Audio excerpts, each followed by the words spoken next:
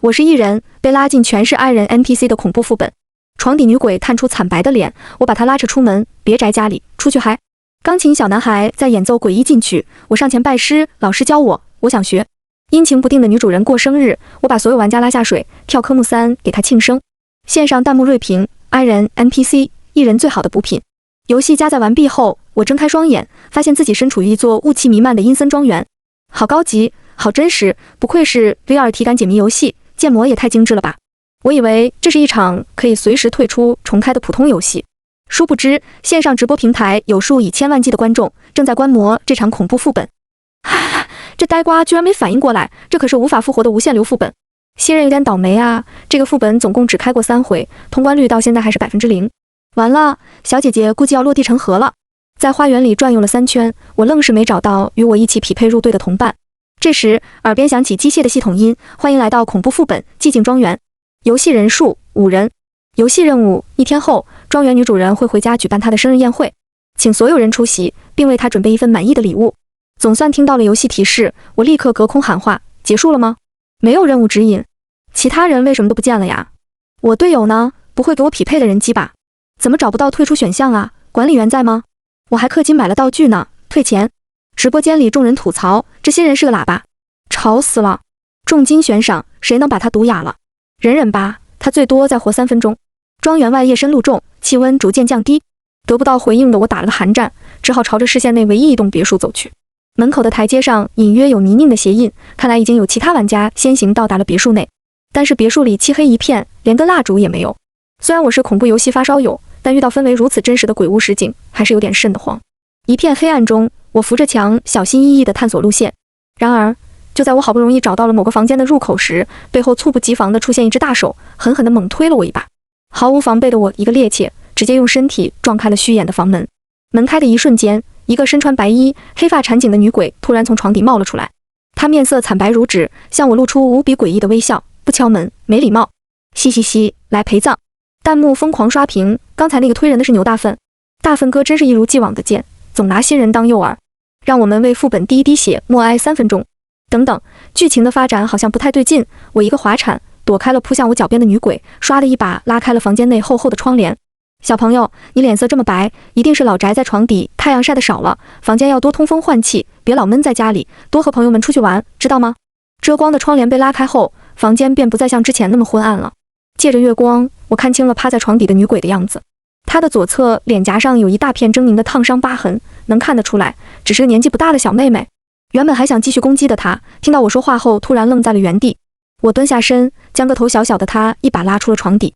床底那么多灰尘，还会有虫子，你待在那不难受吗？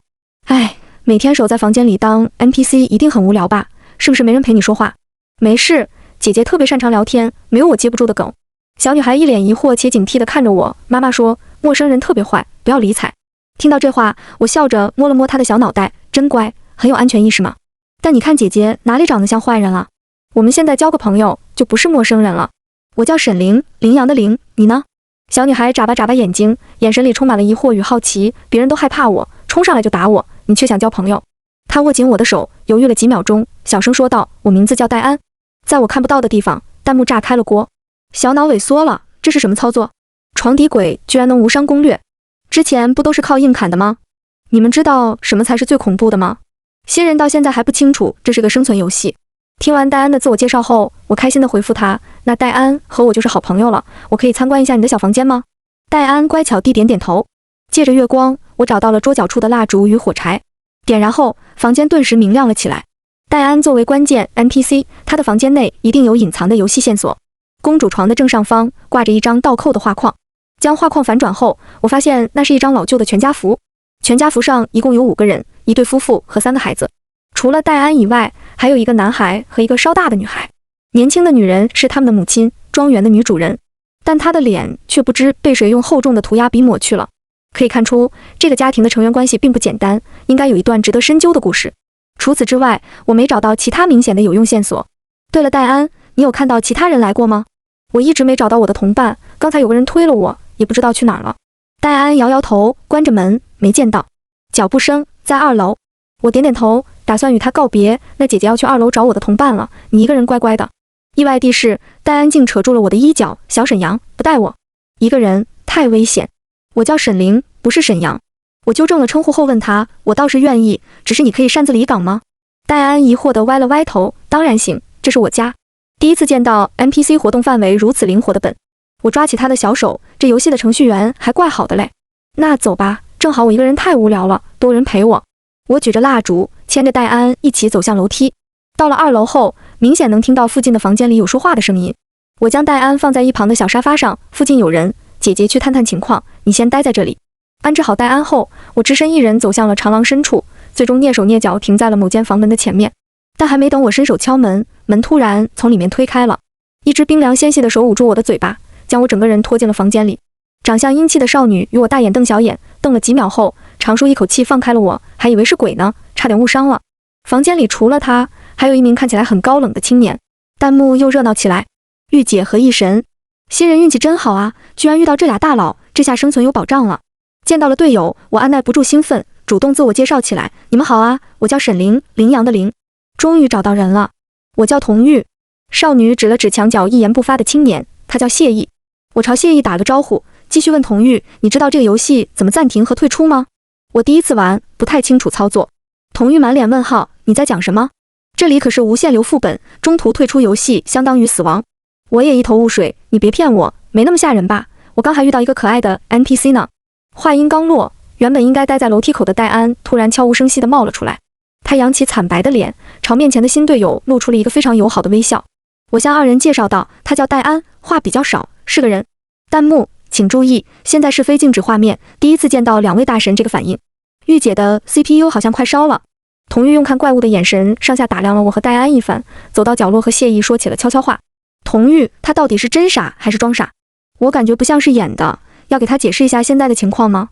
谢意，先观察一阵吧。能收服床底鬼，足以说明他不像表面上那么单纯。弹幕，有没有一种可能，他真的就是那么单纯？2人在角落里不知在商量什么。过了一会儿，他们走到我面前说，先交换一下目前的信息吧。于是我把在戴安房间里寻找到的全家福线索告诉了他们。一直没说话的谢意开口了，你说的这些信息，我们也掌握了部分。3个孩子，在我们身边的这个女孩是最小的，攻击方式是将人拉入床底吞噬。他停顿了一下，见戴安没什么反应后，继续说道，排行第2的男孩，擅长用钢琴进行精神攻击。年龄最大的姐姐，目前还没有任何人见过。我捧场的鼓掌，你掌握的线索好多，这么说你见过戴安的哥哥了？谢意一愣，然后摇摇头。那你怎么知道这些的？弹幕，当然是花积分买了已知情报。童玉抢先回答了我的问题，他看了攻略。装逼怪，玩联机解谜游戏居然还提前看攻略。我默默在心里吐槽了一番，随后想起了一件重要的事。对了，我记得这游戏是5人车的，其他2个人你们见过吗？一个被 NPC 杀，谢意的话还没说完，童玉捂住了他的嘴，继续补充，一个被 NPC 吓哭不完了，另一个以人品差出圈，我们不和他组队。我点点头，想必之前那个在背后推我的神秘人，就是那位没素质的玩家了。童玉递给我2枚降噪耳塞，拿着，我们现在要去钢琴房了。分完耳塞后，他看了一眼戴安，试探地问道，你和我们一起吗？戴安摇摇头，哥哥菜，琴难听，受不了，回头见。他一蹦一跳地走下楼，回房间睡觉了。目送戴安离开后，我们也一路来到了走廊尽头的那扇门前，门上挂着一个木牌，写着戴维的小屋。谢意开始进行攻略指导，一旦进入房间，戴维便会开始弹钢琴。曲库目前已知有5首，其中1首是世界禁曲《黑色星期天》。钢琴曲的演奏顺序是随机的，在禁曲出现之前，我们需要抓紧时间在房间内寻找线索。记住，禁曲的前奏一出，必须立刻撤离房间，否则游戏会直接结束。我提问，都戴着耳塞，怎么知道是不是禁曲？童玉解释道，谢意说他钢琴10级，负责观察琴键推测曲调。嚯，钢琴王子，这还真是个逼王。谢意自然听不到我内心的吐槽，见我们都戴好了耳塞，他推开了门。琴房的中央是一台看上去很有年代的钢琴，名叫戴维的小男孩坐在琴凳上，见我们来了，立刻摆正了姿势，开始弹奏第1首曲子。第1首并不是禁曲，钢琴房里的物品实在太多了，各种积灰的乐器，厚厚的琴谱，满柜子的奖状和奖杯，可惜翻了许久都没找到有价值的线索。正当我和童玉在角落里翻箱倒柜的时候，后背突然被猛敲了2下。谢意一脸严肃焦急地指着门口，朝我们比划着什么。我摘下耳塞，努力分辨出正在弹奏的钢琴曲是贝多芬的月光。咋了哥，这曲子很正常啊，就是有点跑调。谢意咬着牙说，但是门被人从外面故意锁住了。这意味着我们被困在房间里无法逃脱，只能在进去琴声响起后 game over。我脑子里立刻想到了之前提到过的那个人品很差的垃圾玩家。本来对这场游戏没什么感觉的我，突然燃起了莫名的胜负欲。天杀的，等游戏结束了，老子要报警抓你！谢意和童玉在门边努力撬锁，试图找到出去的办法。眼看着月光曲就快要结束了，我径直走向小男孩戴维。小孩哥，你弹得可真好听啊，能不能收我为徒？我想学。戴维停止了弹奏，将身体缓缓转向了我。是吗？你刚才明明说我跑掉了。他的脑袋上满是凝固的血液和密密麻麻的缝补线，扯开嘴角，一脸诡异地对我笑。弹幕开始无情嘲笑，哈哈哈哈，撞枪口上了。沈阳这下翻车了。事实证明，人的运气不会总是那么好。我满头大汗地开始找补，怎么会呢？我只是觉得你的曲调很特别，和我听到过的其他钢琴曲都不一样。你的曲子给我一种疏离感，一种很孤独的感觉，若即若离。我听过很多人说自己孤独，但我觉得你的孤独才是真正的孤独。你的内心深处一直都只有你一个人，你一直在伪装自己。你给我的感觉就像博尔赫斯那句，你不过是每一个孤独的瞬息。很多时候，人们想去了解你，又觉得你的外界有一层保护膜，不想打破。你光是坐在那里，我都感觉你要碎了。弹幕飘过一片省略号，女人的嘴，骗人的鬼。我超破防的家人们，我女朋友之前和我发过一模一样的话，你们看到了吗？戴维好像感动哭了，别被他 CPU 了。你可是精神系 S 级选手啊！我在戴维的身旁坐下，安慰着眼眶红红的男孩。呜呜，姐姐，你是我的知己，你是真的懂我。我妹妹还老说我弹得难听，她这个只会念三字经的小屁孩懂什么艺术啊？呜呜，我揽着小男孩的肩膀，努力安抚他的情绪。我超懂的，我有个学艺术的朋友是 INFP， 和你特别像。谢意走到钢琴边，煞风景地打开了琴盖。我刚才就觉得应该是钢琴音没校准，果然里面藏了东西。他从琴缝里掏出一张旧旧的儿童画，看来这就是第二条线索了。我和童玉围了上来，仔细观察。这是一幅用蜡笔绘制的儿童画，画上是一家4口，女人和3个孩子围坐在蛋糕前，一副其乐融融的样子。只不过这次缺少了父亲。从这张图上看，女人和孩子的相处似乎非常和睦有爱。可是如果真是如此，为什么之前的全家福上，她的脸被刻意抹去了呢？是被谁涂的？原因是什么？这张图里又为什么没有父亲的存在？儿童画的落款是戴维的名字，我试探性地问了他几个问题，他都避而不谈。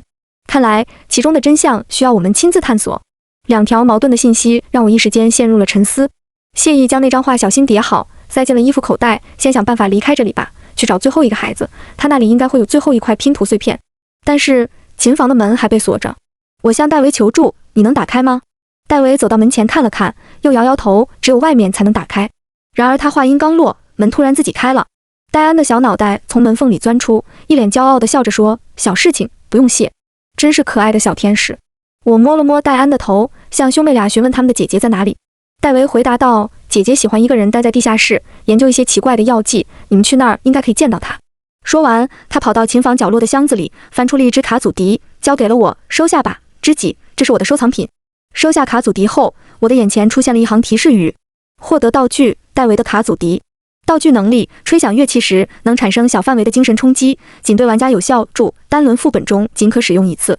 弹幕一水的震惊，卧槽，没见过的限量款道具，无敌，这不就是行走的小禁区？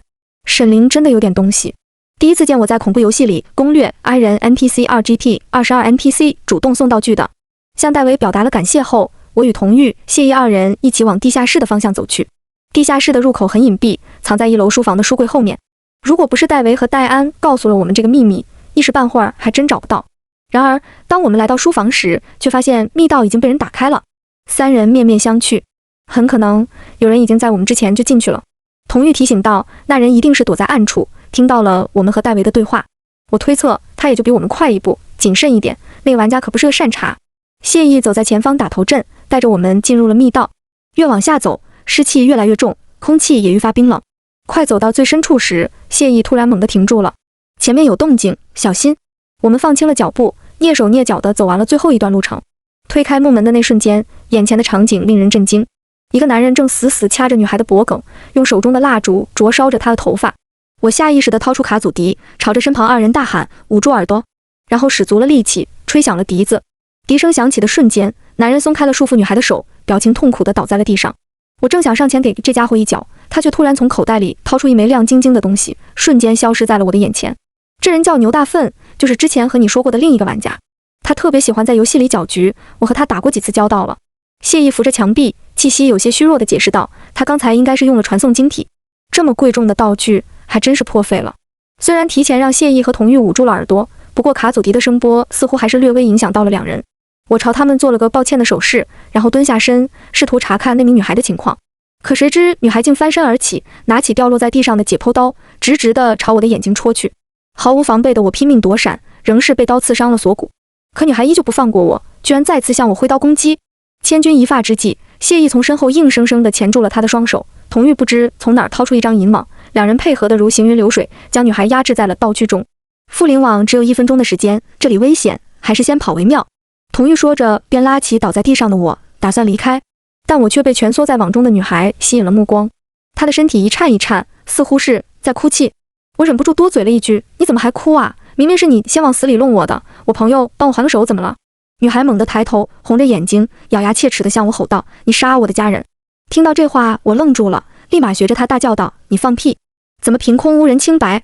她指着我的胸口：“我不会看错的，那是戴维的信物，你杀了他，抢走了他的东西。”我看着挂在脖子上的卡祖笛，好声好气地解释道：“那是他送我的。”女孩反驳道：“不可能，我最了解我弟弟，他这么抠门的人，怎么可能送你礼物？”我沉默了一会儿，随即想到一个办法，这样吧，我们公平公正地打个赌，我就待在这里不离开，让我的朋友先上楼，把你弟带到这里来。你弟要是不在了，我任你处置，但他要是还活着，你要送我一个道具。在此期间，我们双方都不准攻击对方。女孩犹豫地看着我，最终点了点头。童玉朝谢意使了个眼色，然后对我说：“让他上去找人吧，我在这儿陪你。”附灵王很快失效了，但女孩遵守了我们的约定，警惕地注视着我，没有发起攻击。3分钟后，谢意带着活蹦乱跳的戴维出现在了地下室。知己，换我何事？还顺带拐来了戴安。小沈阳，有麻烦？看着面前这和谐无比的场景，女孩显得有些不知所措。虽然仍有些疑惑，但确认了弟弟妹妹的安全后，她还是认命地从桌上拿下一管试剂。愿赌服输。诺，给你。冰蓝透亮的试剂落到我的手心时，我的眼前再次出现了一行提示语：获得道具戴琳研制的生命药水。道具能力，服用后可以治愈1名重伤玩家。注：一次性道具。弹幕再次震惊，华夏区新增1例红眼病。这算什么？敲诈吗？ NPC， 我怀疑自己被坑了，但没有证据。我微微晃了晃试管，将它塞入系统送的背包中，向女孩道谢：“原来你叫戴琳啊，好厉害，居然能发明出这么实用的药水，谢谢你。”戴琳突然红了耳朵，别过脸去。戴维气鼓鼓地冲到我面前：“知己，你怎么没夸过我的道具？”我立马开启彩虹屁技能：“你也超厉害，多亏了你的道具，我刚刚用卡祖笛击退了某个没素质的玩家。”戴安一脸茫然地看着哥哥姐姐，然后从裙兜里掏出一个小玩具，他们都送道具，戴安也送小羊。获得道具：戴安的小羊玩偶。道具能力：赠送后可增加1名游戏内 NPC 的好感度。注：一次性道具。这一次，弹幕直接刷屏刷到看不清画面。请问这人是来批发道具的吗？道具滞销，帮帮我们！谁能查查沈凌是不是带挂进组的？这游戏可真大方啊，你们说是不是？在童玉和谢意震惊的目光下，我将3个孩子赠送的道具一一收好。目前我们所在的地下室应该藏有解开游戏谜底的最后一条线索。这里是戴琳的专属实验室，放着许多精密的化学仪器和未知试剂。征得了他的同意后，我们开始在屋内小心翼翼地翻找起来。最后，童玉在柜子的缝隙中找到了一张可疑的旧报纸。仔细地摊开报纸之后，我一眼看到了头版头条的那篇新闻：3名孩童葬身火海，母亲隔日自杀。看清标题的那一瞬间，我的心突然被揪紧了。我转头望向身后的3个天真无邪的孩子。姐姐戴琳戴上了圆框眼镜，正坐在实验台前认真地捣鼓试剂。老二戴维紧闭双眼，灵动的手指在空气中弹奏，沉浸在自己的音乐世界中。最小的妹妹戴安抱着大兔子玩偶，躺在一旁的沙发上呼呼睡觉。原来他们都曾鲜活地绽放过。我别过头，努力将视线继续聚焦到报纸上。因为常年受潮，报纸上布满了斑斑点点的霉菌，导致许多内容无法看清。新闻中写道，意外发生的那天，正好是那位母亲的生日。3个孩子为了庆生，不小心碰倒了点燃的蜡烛，火势蔓延迅速，3个孩子均丧命火海。悔恨莫及的母亲得知孩子抢救无效后，在隔日投湖自尽。报纸上的信息就只有这些，其余的关键信息都被霉斑覆盖了。从目前已有的信息推理来看，这似乎是一场意外的悲剧。可是，真相真的如此吗？明天就是女主人的归来之时，需要为她准备一份生日礼物。她想要的究竟是什么呢？谢意再次掏出戴维的那张儿童画，落款日期与事故发生的日期如出一辙。明明能对上时间，但直觉告诉我，事情没有这么简单。童玉盯着那张画看了许久，抛出了一个至关重要的问题，我们似乎有些先入为主了。那张画里的女人，真的就是他们的母亲吗？听完他这句话，我几乎是立刻想起了一条被遗漏的关键信息。所有玩家里，只有我进入了戴安的房间，看到过那幅全家福照片。我依然记得，虽然面部被涂鸦抹去了，但能够看出全家福中的女人头发是墨黑色的。而在戴维的画中，3个孩子的头发均为黑色，唯独女人的发色是戴维特地用了棕色蜡笔区分的。这说明画中的女人和全家福中的女人很可能不是一个人。火灾发生那天，与孩子们一起过生日的，并不是他们的母亲。隐形的父亲，多余的女人，意外的火灾，被破坏的全家福，零落残缺的碎片线索，如尘埃般漂浮在空中。我将它们打乱后再次组合起来，拼凑出了隐藏的真相。戴维，这幅画里的阿姨，她住在哪里？男孩听到我的问题，指了指天花板，你说保姆阿姨吗？她一直都住在阁楼里。不过，我们已经很久没有见到她了，真相已然浮出了水面。这原本应该是幸福的一家5口，恩爱的夫妻与3个可爱的孩子。然而，不忠的丈夫背叛了婚姻与誓言，与年轻的保姆勾结在了一起。全家福上被抹去面孔的女主人，代表了保姆想上位替代的野心。她每时每刻都在怂恿男人除掉他们，这座庄园和上亿遗产就是我们的。男人第一反应是拒绝，他虽然已不爱自己的妻子，可3个孩子仍是他的骨肉。保姆急了，继续撺掇他，孩子没了，我会为你再生几个。可如果你不狠下心，那个女人总有一天会发现我们的恋情。到那时候，以她的势力，必定会让你净身出户，将我们扫地出门。男人有些犹豫，可他的潜意识里早已埋下了黑暗的种子。恶魔的低语在耳边不断重复，直到动摇他的内心。最后，他下定了决心，要在妻子的生日那天做个了断。他找借口拖住了想回家和孩子们过生日的妻子，而另一边，保姆在家中悉心照料3个孩子，利用他们的信任，策划了一场意外。一根无意点燃的火柴，让大火整整烧了一夜。女人生命中的光在生日那天熄灭了，而男人与保姆则在女人自尽后继承了巨额的财产，背负着一辈子洗不清的罪孽活着。亡魂们的怨念在庄园中久久消散不去。这是一场精心策划的谋杀，同时也是一幕令人惋惜的悲剧。听完我推测的场景重现，童玉和谢意都一时间陷入了沉默。所以这一家人其实都是无辜的死者。谢意将我们聚到了角落里，压低了声音，避免孩子们听到。而我们接下来的任务是为即将回家的女主人准备生日礼物。童玉点了点头，说道：我想作为一个母亲，她最希望的应该就是与自己的孩子们一起度过一个平安而美好的生日吧。我自信地拍了拍胸脯，没错，我已经想好了怎么做了。我走到房间中央，叫上3个孩子，小朋友们都过来，明天就是你们妈妈的生日了。我们要准备一场惊喜，让她度过一个无比难忘的生日。节目我已经想好了，就是歌曲串烧。戴维负责弹钢琴，戴安和戴琳一起唱歌，童玉、谢意还有我负责伴舞。戴安、戴维、戴琳、童玉、谢意，我能和戴维一起弹钢琴吗？我不行，他们才是主角，你别想抢人家风头，跟着和我们一起乖乖伴舞。弹幕：刚刚了解真相后，特别难受，想掉眼泪，这会儿又硬生生地憋回去了。2位大神内心 OS： 有你是我的福气。谁懂？我真的好期待这个节目。让人社死也是你们人 play 中的一环吗？好不容易劝说所有人通过这个计划后，我们先在戴安的房间里休息了一晚，天亮后便进入了紧赶慢赶的排练状态。在游戏里，一天的时间似乎依旧十分漫长。节目排练的差不多后，我们又动身去了厨房，开始准备起生日晚宴。谢意负责做菜，童玉负责制作蛋糕，我和3个小孩负责偷吃。等到了黄昏时分，女主人的身影终于出现在了庄园外。她每走一步，地上都会留下潮湿的水渍脚印。报纸上说她是投湖自尽的。我躲在窗户后面，看着女人低着头，步伐缓慢地靠近。此时并未下雨，可她却打着一把黑伞，穿着一身黑衣，就像来参加某人的葬礼，表情木讷，带着一丝绝望的悲凉。她似乎很清楚，每次游戏重启后，等待她的都是寂静无人的庄园，没有惊喜，只有痛苦的回忆在不断循环。妈妈，生日快乐！她惊喜地抬头，不敢置信地看着眼前的一幕。戴维身着燕尾服，在钢琴前陶醉地演奏。戴安和戴琳戴着公主皇冠，手牵手唱着歌，还有3个不认识的年轻人跳着奇怪的舞蹈充当背景板。这样久违的场景，滑稽但又无比真实。我是在做梦吗？他一把抱住将他团团围住的3个孩子，忍不住红了眼眶。就算是做梦，也请让我迟点醒来吧。我站在角落，骄傲地邀功，我就说吧，这招绝对可以。童玉点了点头，他想要的礼物很简单，就是和3个孩子团聚。之前的玩家之所以通不了关，是因为他们一直在游戏里杀，把孩子都带走了，母亲自然会发怒。至于节目不节目的，其实没那么重要。谢意，那你干嘛还答应他玩这么大的？弹幕，你们就宠他吧。与孩子们团聚后，女主人主动向我们问好，并邀请我们共度晚餐。埋头吃蛋糕的时候，我突然想起了一个事情。对了，你们是不是忘了一件重要的事？谢意放下筷子，回应了我的问题。没忘，牛大粪一直藏着，到现在还没出来呢，得找他算账。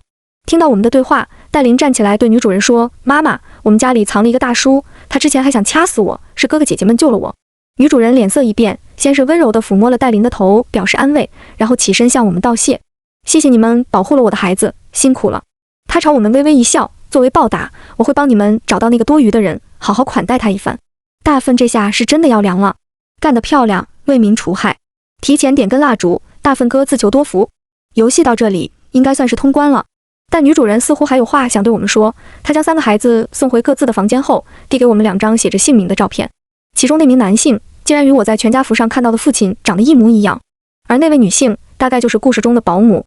各位，我有一个不情之请，如果你们在之后的旅途中遇到这2个害我家破人亡的凶手，能否替我报仇？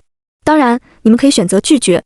同时，我的眼前出现了一行提示：隐藏支线任务，为庄园女主人戴薇报仇。接取拒绝，隐藏支线任务。这还用想？我二话没说就点了接取。身旁的谢意没有着急做选择，而是在面前的全息屏幕上搜索着什么。找到了。他将屏幕分享给我们后，我看到了2张和照片上一样的脸。ID 林焕尘，离线中。ID 叶静波，已注销。童玉的脸色一变，将谢意拉到一边。这2个人居然是真实存在的，而且和我们一样，也是被卷入游戏的玩家。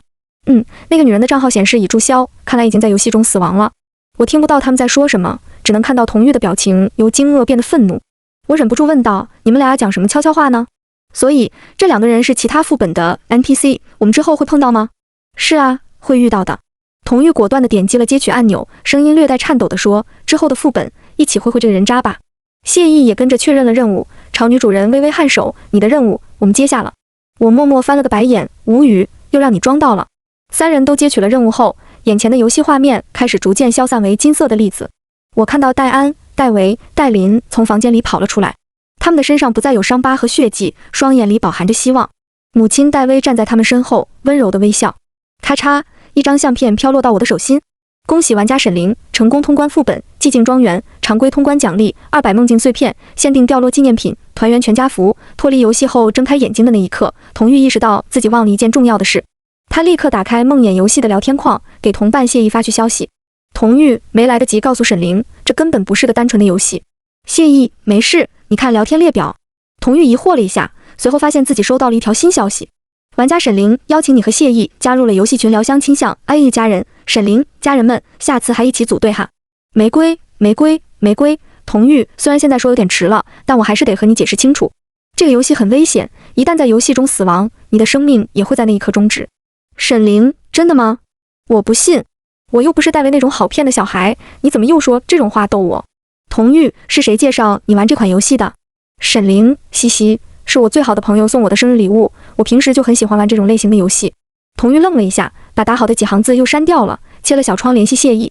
童玉，最好的朋友，居然把不知情的他拉进致命游戏，一句提醒也没有，就这样不管不顾。谢意，为了游戏内的邀请积分，一些自私的人的确会选择这么做。童玉，我不想欺骗他，但直接说出真相是不是有些残忍？而且他身上那股超强的钝感力，在这个生存游戏中太珍贵了。谢意，你的决定很少出错，不过一切的前提是你有信心保证他的安全。童玉深吸一口气，切回了相亲相爱一家人的群聊界面。童玉，游戏本周开启一次，下次副本的时间是1周后，记得提前联系，和我们一起组队。沈凌，一定。玫瑰，玫瑰，玫瑰。谢意，副本奖励的梦境碎片不要乱花，留着以后兑换稀有道具。沈凌，哦。谢意，你是不是对我有什么意见？沈凌，已读不回。